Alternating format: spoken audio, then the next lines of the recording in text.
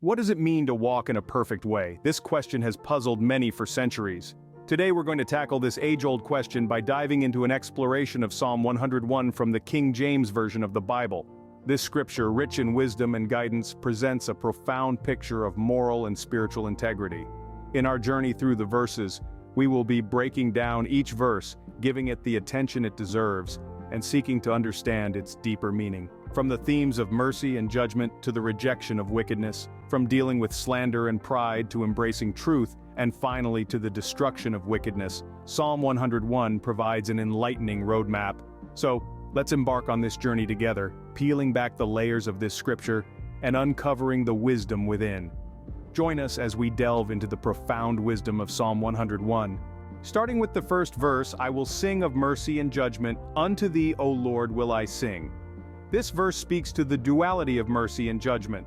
Mercy, as a theme, is about compassion, forgiveness, and understanding. It's about acknowledging the fallibility of human nature, yet choosing to extend kindness and leniency. On the other hand, judgment is about discernment, about understanding right from wrong. It's about making decisions that align with what is fair and just. These two themes, while seemingly contrasting, are integral to the nature of the divine. They remind us that while there is room for compassion and understanding, there is also a need for justice and accountability. Transitioning into the second verse, I will behave myself wisely in a perfect way.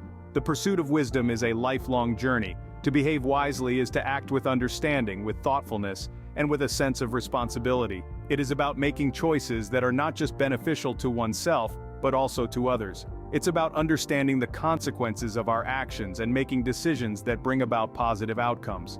Walking in a perfect way, though, is not about being without flaws or mistakes.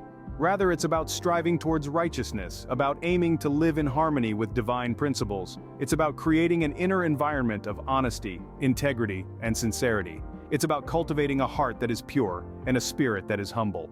In our daily lives, these verses remind us to balance mercy and judgment, to act wisely, and to strive towards perfection in our own unique ways. They call us to be compassionate and understanding, yet also fair and just. They encourage us to make wise choices, to strive for righteousness, and to foster a heart that is sincere and humble.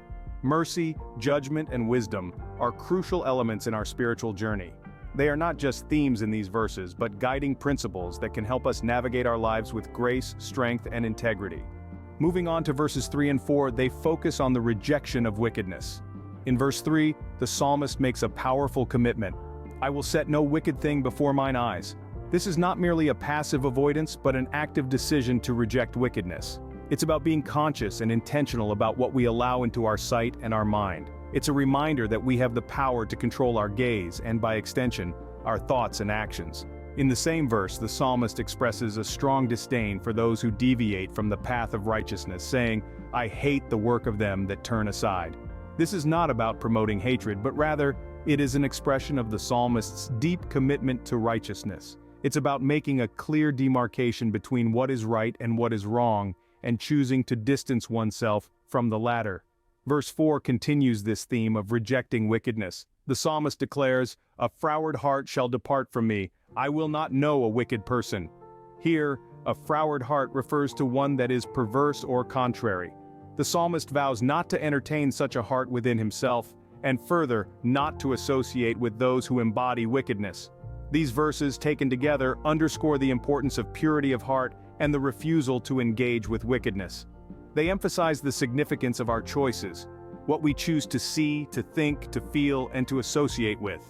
It's a call to reject the wicked and embrace the righteous, to strive for a heart that is pure and a mind that is free from evil. However, it's important to remember that this is not about judging others. It's about personal commitment to righteousness. It's about making choices that align with our values and beliefs, that help us lead a life of integrity and virtue.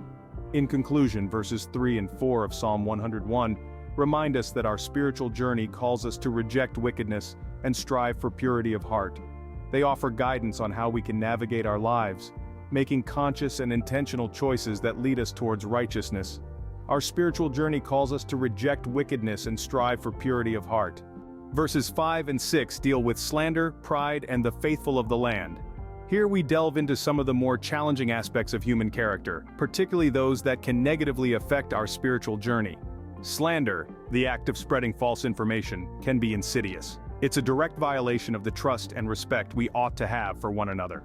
When we engage in slander, we not only harm another's reputation but also our own integrity. The scripture is clear on this. Those who slander their neighbors will be cut off. It's a stark reminder of the importance of truth and honesty in our interactions with others. And then there's pride, not the healthy self-respect that we should all have, but an inflated sense of self that leads to arrogance and disdain for others. Those who look down on others with a proud heart won't be tolerated. Pride can blind us to our faults and create a barrier between us and others. It's the antithesis of the humility that Scripture encourages. But these verses aren't just about the pitfalls to avoid, they also highlight the positive, the kind of people we should strive to be and surround ourselves with. Mine eyes shall be upon the faithful of the land, that they may dwell with me. He that walketh in a perfect way, he shall serve me. These lines emphasize the importance of aligning ourselves with the faithful, those who walk in a perfect way. They are the ones we should look to for guidance, the ones who can help us on our spiritual journey. In essence, these verses remind us that our relationships with others significantly impact our spiritual growth. They encourage us to avoid slander and pride, to strive for honesty and humility, and to seek out and value the faithful. So, let's keep these teachings in mind as we navigate our own spiritual paths. Our relationships with others significantly impact our spiritual growth. The final verses 7 and 8 emphasize truth and the destruction of wickedness. These verses serve as a stern warning and a strong resolve to uphold truth and eradicate evil. Verse 7 says, "He that worketh deceit shall not dwell within my house. He that telleth lies shall not tarry in my sight." This verse underscores the importance of truth. It tells us that deceit and lies have no place in our lives. It's a vivid reminder that dishonesty leads to exclusion, illustrating that deceit cannot coexist with righteousness. The house here symbolizes our lives, our minds, our hearts. It's a firm declaration that deceit will not be tolerated, setting a high standard for integrity and honesty. The next verse, verse 8 states, "I will early destroy all the wicked of the land, that I may cut off all wicked doers from the city of the Lord." This verse is a resolve to eliminate wickedness. The use of the word early suggests a proactive approach, not waiting for wickedness to spread, but tackling it head-on at the first sign.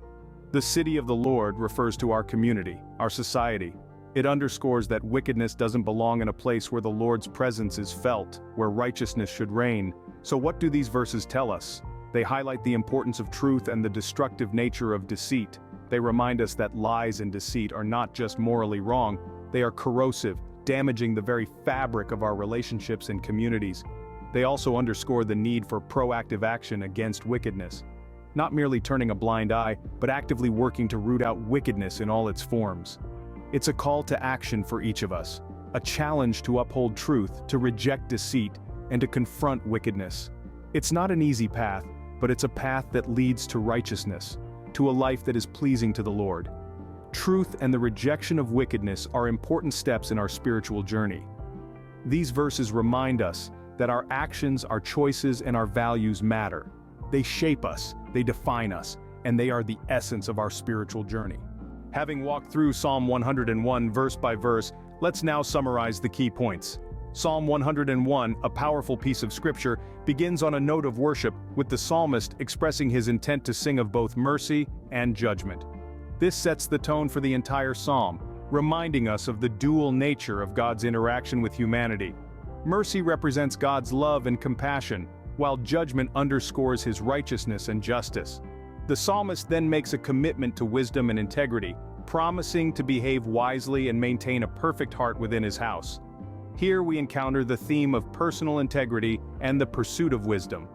This pursuit is not passive but active, demanding conscious decisions and actions. The next verses carry a strong rejection of wickedness.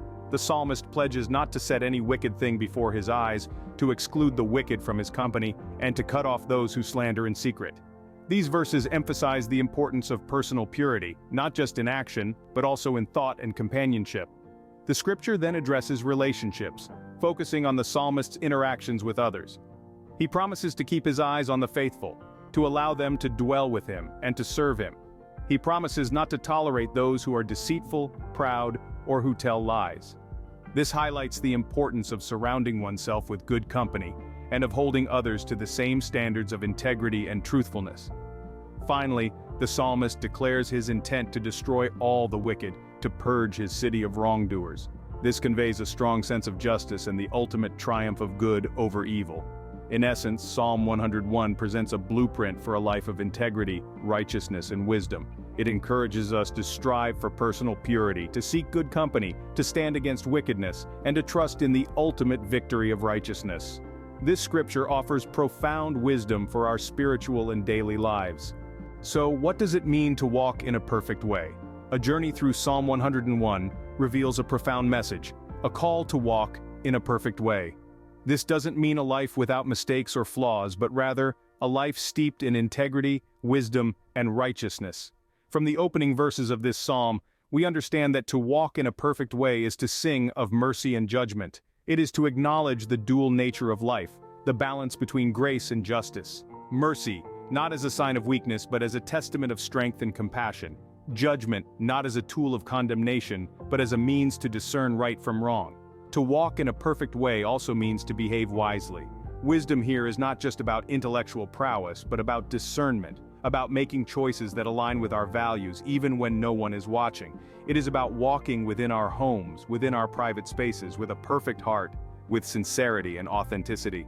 To walk in a perfect way, as gleaned from Psalm 101, is to reject wickedness. This means setting no wicked thing before our eyes, not entertaining thoughts, actions, or behaviors that deviate from righteousness. It is about distancing ourselves from those who choose to walk a different path, those who sow deceit and falsehood. It is not a call to judge others, but to protect our own hearts and minds from influences that may lead us astray. The psalmist also speaks of dealing with slander and pride. To walk in a perfect way is to stand against those who slander their neighbors in secret, who harbor pride in their hearts. It is to foster healthy relationships based on respect, honesty, and humility. In the latter verses of this psalm, we see a commitment to truth and the destruction of wickedness. To walk in a perfect way is to be relentless in the pursuit of truth, to have zero tolerance for deceit. It is also about taking a stand against wickedness, not just in our personal lives, but in our communities as well. But how do we apply these principles in our daily lives? It begins with a commitment to cultivate these values within ourselves. It is about making a conscious effort to practice mercy, to exercise judgment wisely, to reject wickedness, to speak truth, and to foster healthy relationships. It is about being vigilant of our actions, our words, our thoughts. It is about constantly evaluating our choices, our behaviors, and our attitudes. It is about holding ourselves accountable, not just before others, but before ourselves and before God. It is also about being patient with ourselves, knowing that this journey is not a sprint, but a marathon. It is about understanding that walking in a perfect way is a continuous process, a lifelong journey of growth, learning, and transformation. And finally, it is about extending the same grace to others. It is about understanding that everyone is on their own journey, that everyone is trying to navigate their own path. It is about showing compassion, offering support, and being a source of light and love to those around us. In conclusion, to walk in a perfect way, as gleaned from Psalm 101, is not about attaining perfection, but about striving for righteousness. It is about living a life of integrity, wisdom, and compassion. It is about being true to ourselves, to our values, and to our faith. May we all strive to walk in this perfect way, filled with mercy, judgment, wisdom, and truth, rejecting wickedness, and fostering healthy relationships. Until next time, continue to seek wisdom from the scriptures.